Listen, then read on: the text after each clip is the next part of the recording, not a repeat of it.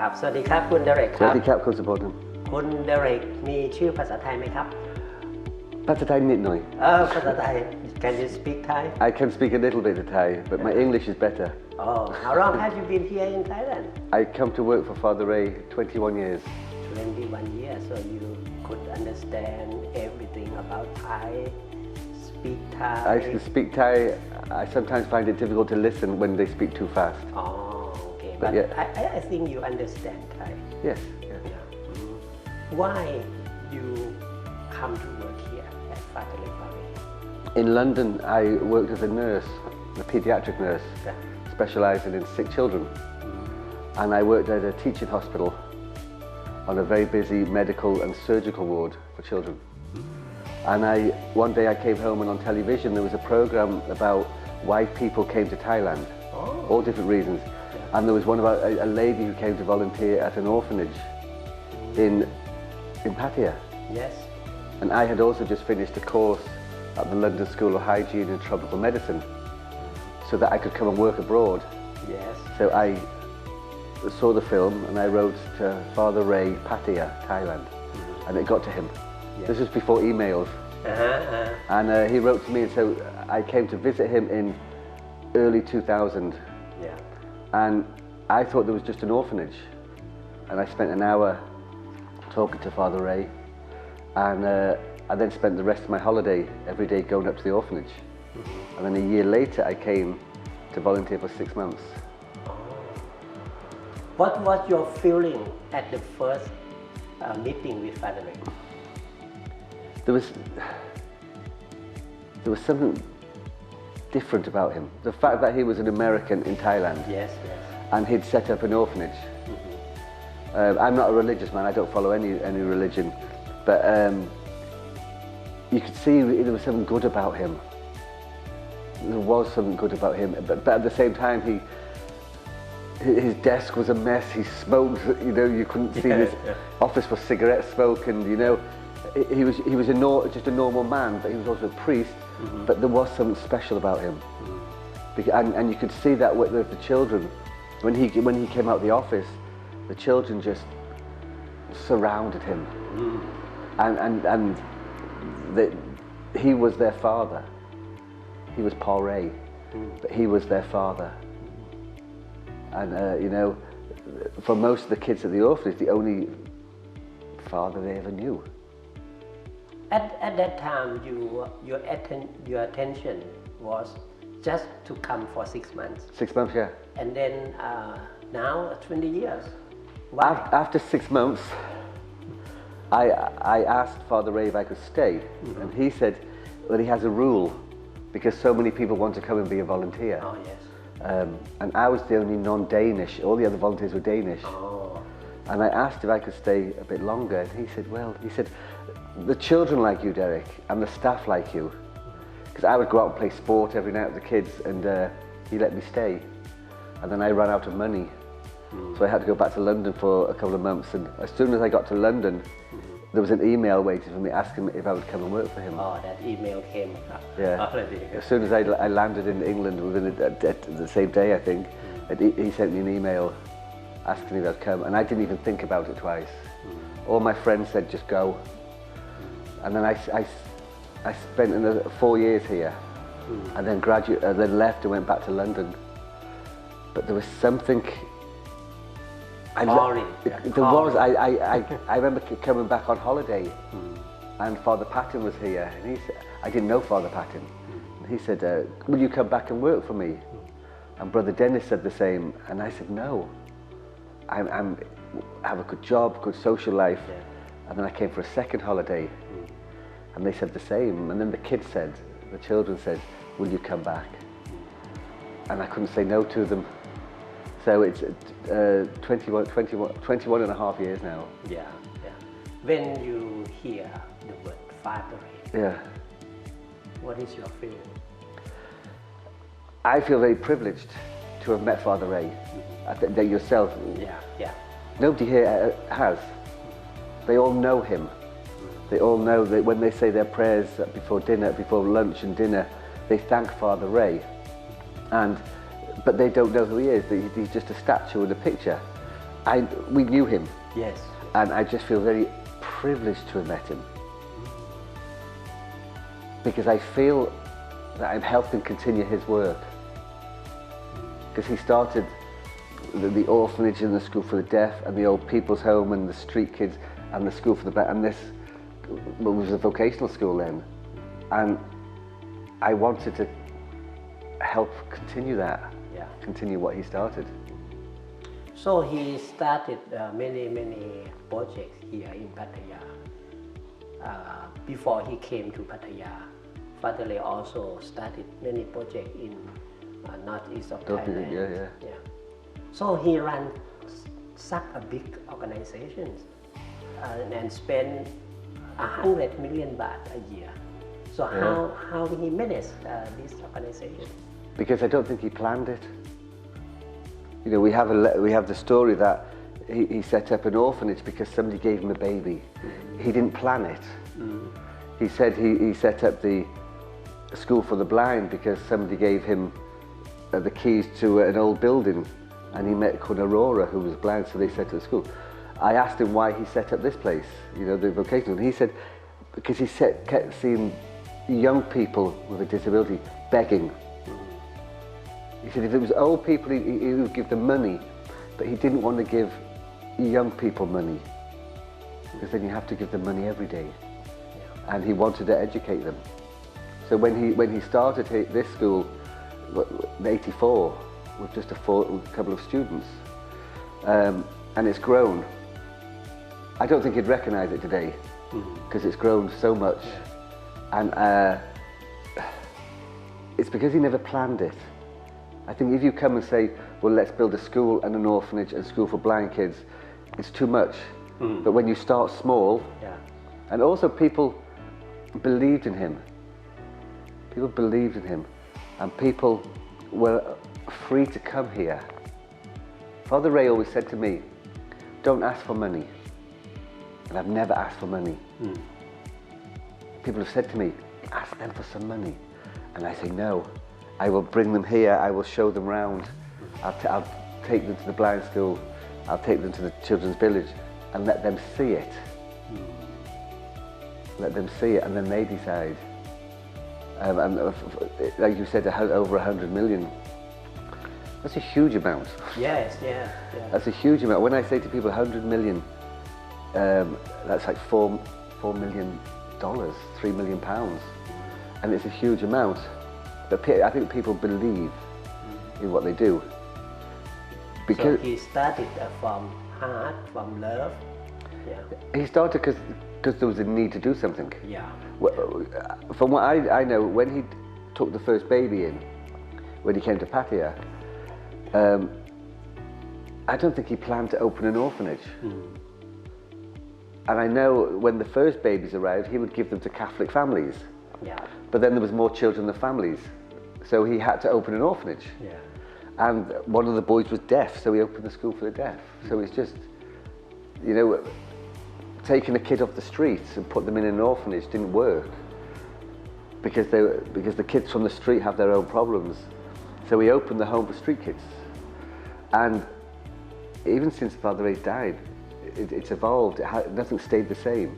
We went from home for street kids to the children's home to the children's village. But I think in the early, I remember saying to him once, I wish I'd been here in the early days. He said, no, it was tough, Derek.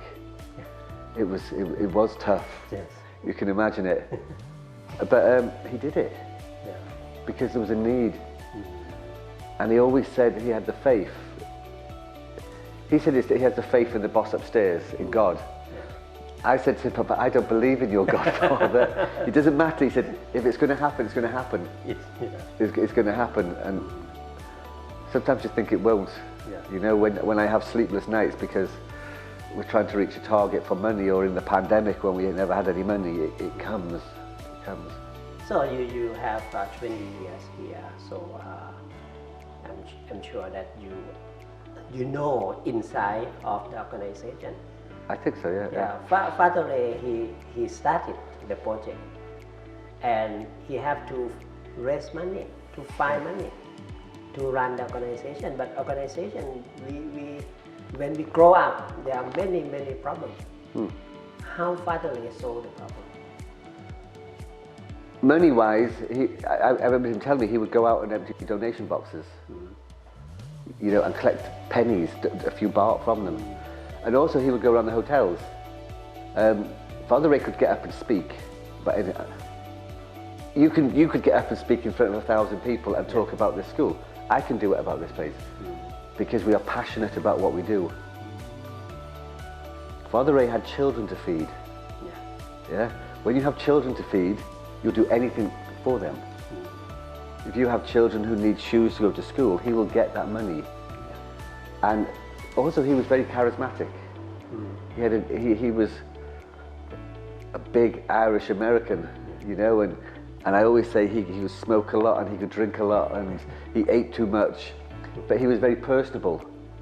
So you could go and talk to him about religion in his office and he would listen to you, and you could go and talk about anything to him because he was very personal. So people gave him money. And being a priest, there's a lot of Catholics in the world, especially in America where he came from. So in the early days, a lot of the money came from people he knew. And for instance, like the Thai Children's Trust in London, that was a chance meeting. Somebody came to play golf and it rained. So they went to see the orphans and meet the priest. And now they've raised over 600 million baht. You know, since then. So Father Ray, it was Father Ray's personality. There are other priests I've met who would never have been able to do what Father Ray did. No, he's special. He was Irish. Irish. My mother's Irish. All my friends in London are Irish. Sometimes I can't even get a word in edgeways because they talk too much. And there's something about Father Ray's personality. He drew you to them. You were drawn to him, and you wanted to help him, and you wanted to work for. I wanted to work for Father Ray. How about management and the skill to run the project? I saw a video recently where Father Ray was talking about, somebody asked him what will happen when you die. And people said to me when he did die, without Father Ray here, you've got nothing. You're nothing. And they said to me, oh, Derek, you'll be back in London nursing and this will close and the children will be... And I said, no, we've got to carry on his work. And even Father Ray said, it's not all down to him, it's down to the management of people he's put in charge of each project. And I think there were on occasions where he picked well, and there were other occasions when maybe he didn't pick too well, his choice of managers. But we've survived. You're still here. After all these years, I think he picked well there, you know. Some people come and go. The management, I don't know, he so much has changed since he's died, isn't it?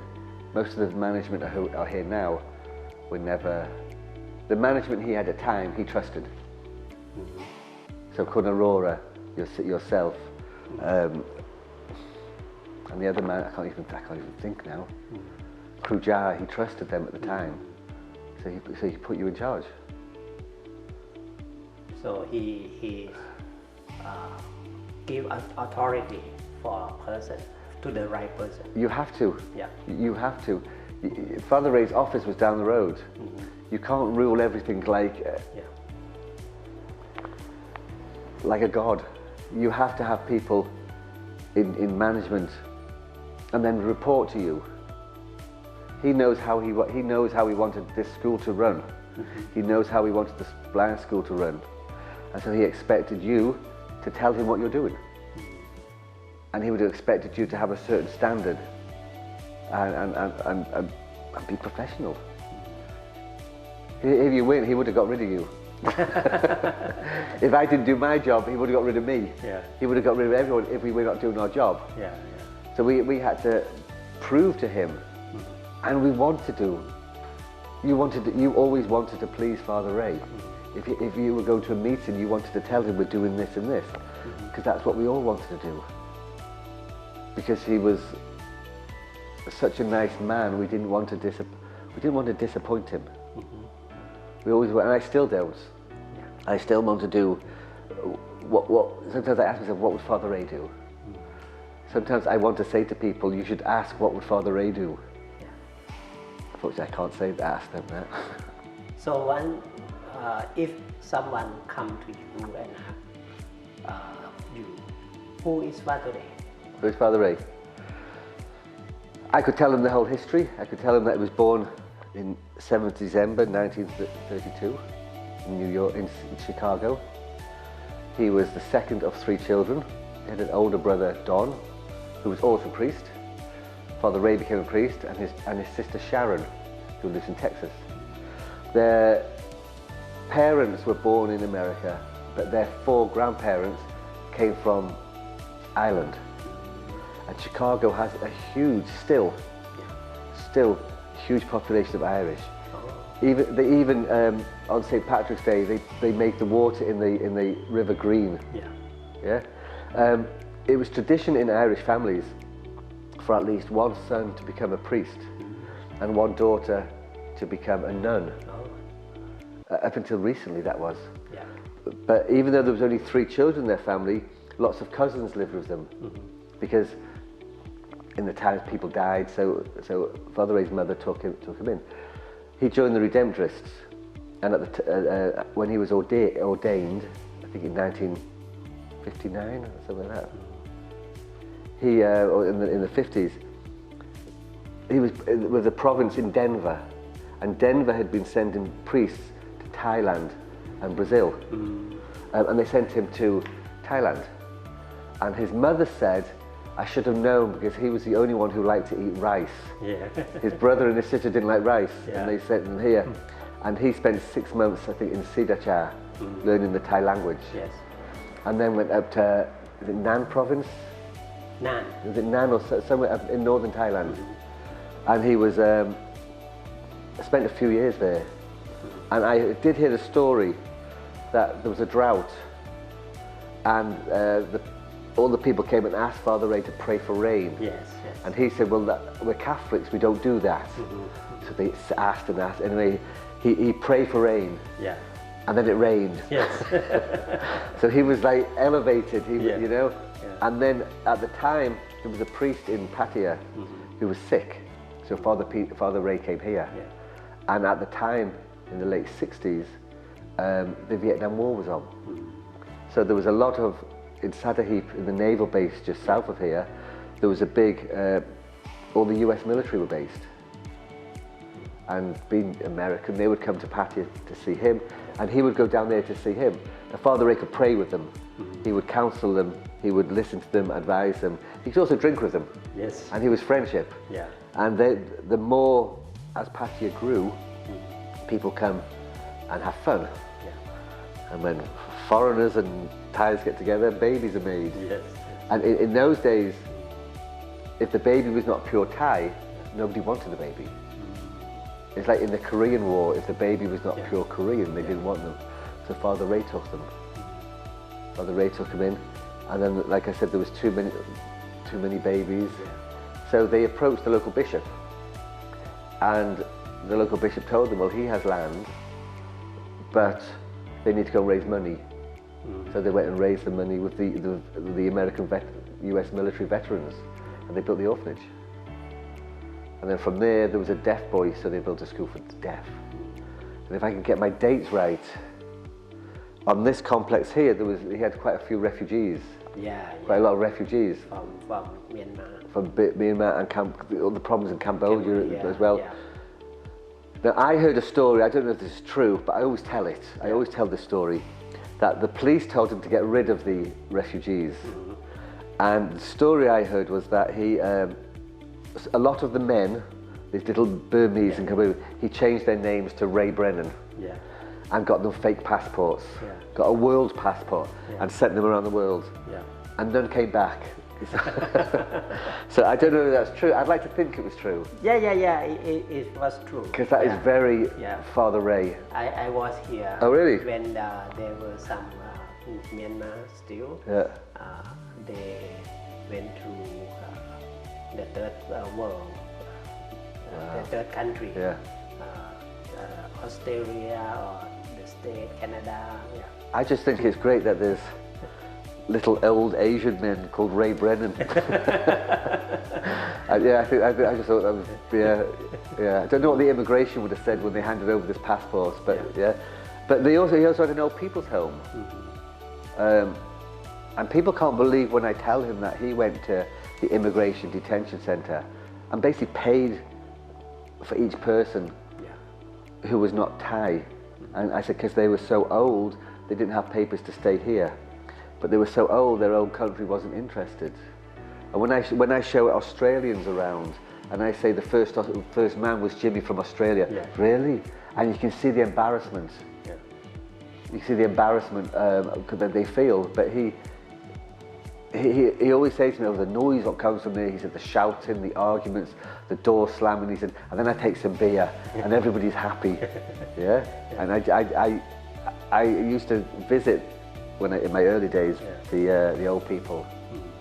I used to have an auntie, was an old lady, and I used to teach here at the school then, and I was a better nurse than a teacher.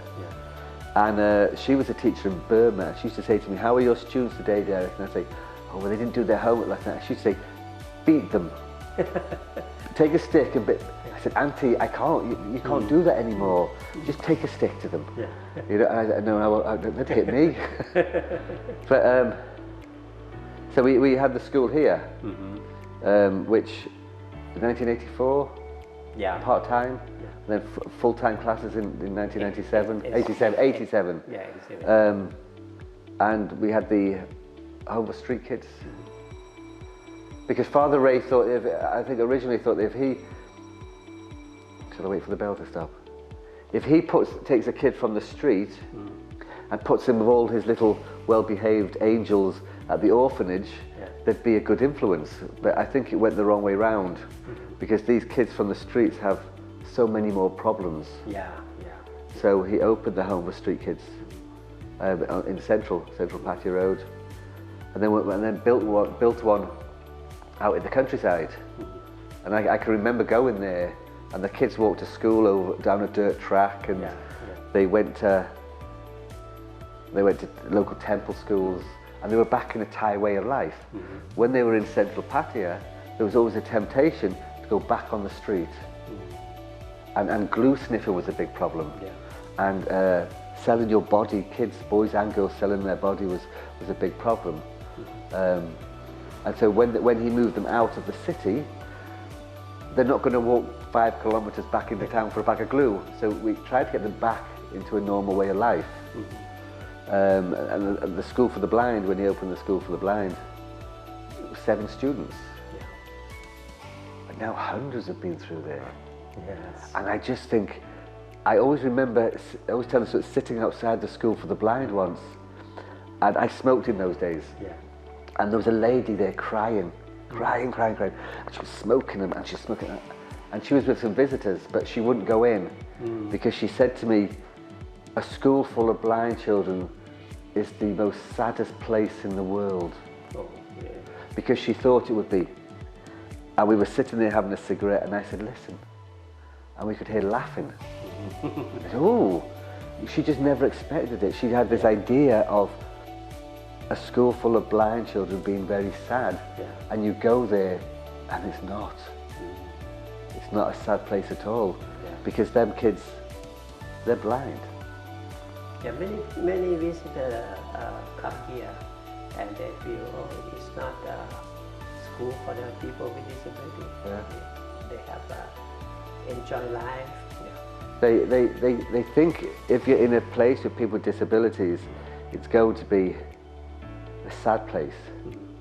I took a visit around here once, and there was 2 foreign ladies with a young Thai man, and we went in one of the classrooms, and we were looking around, and she said, we never thought it'd be like this.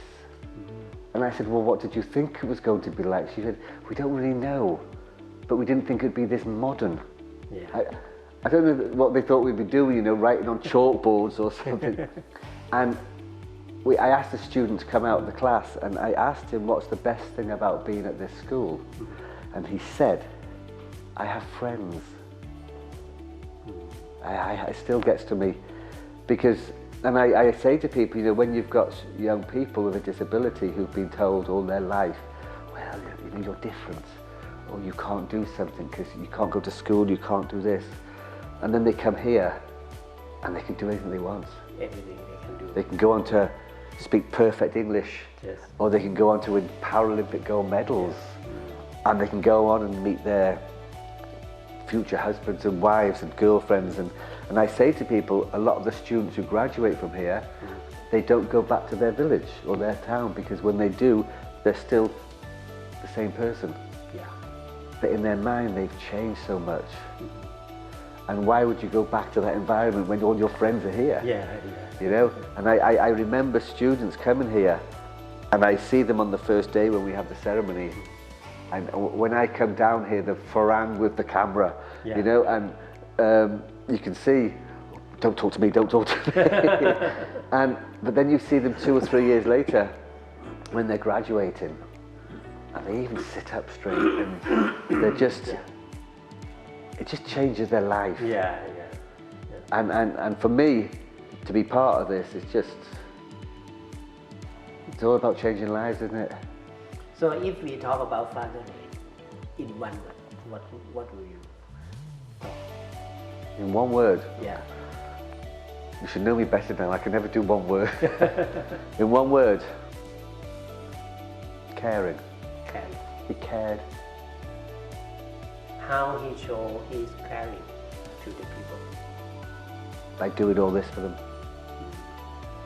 By building schools.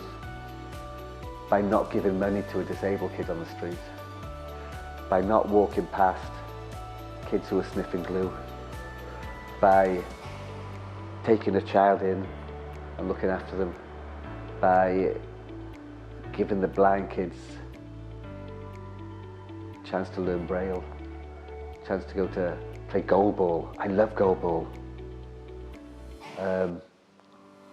He cared enough to do that. Yeah, he cared. That fathering. Sorry? That your definition Yeah. or your cared. feeling about Yeah, a he father. cared. Yeah. How to continue his caring spirit. It's difficult because we knew Father Ray. When I'm playing soccer at the children's village and they're kicking the ball and it hits the statue, they'll why. If it hits the statue. Yeah. And even sometimes I've watched some of the kids, if I've been making a film, they'll run past it and they'll why Father Ray, Father Ray. A lot of the times they don't, they just walk past it, but they know who he is. And I think for our staff, it may be difficult for you because you're talking about somebody they don't know and they have no interest in. Yeah. And he's a farang, he's a foreigner. And we can talk for hours and hours to people and say, well, Father Ray did this, Father Ray did that. But it doesn't really mean much to them. But I think, I was always taught when I was nurse training, Derek, is it fair? If you're going to do something for a kid, is it fair? I was always taught that. And remind people that we are inviting you into our home and we're going to give you a nice salary and you're going to you enjoy working here. As I always say, at the village or the children's home or at the street kids, these are our children. They are my children. I still talk about the students here as my students. You know, half of them don't even know me, but they're still my students. The same as you talk about my students. You know, when I finish here, I'm going up to the village to see my kids.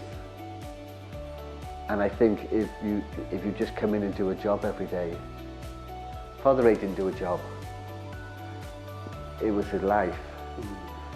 You're not doing a job. I'm not doing a job. This is what Yeah. this is what we do.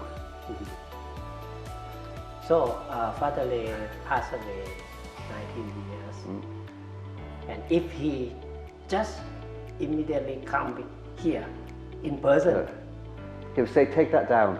what will you talk to him? I would say, "Father, come and have a look at this. Come and have a look at this." The first thing I'd show him is the big sign here which says Redemptorist College.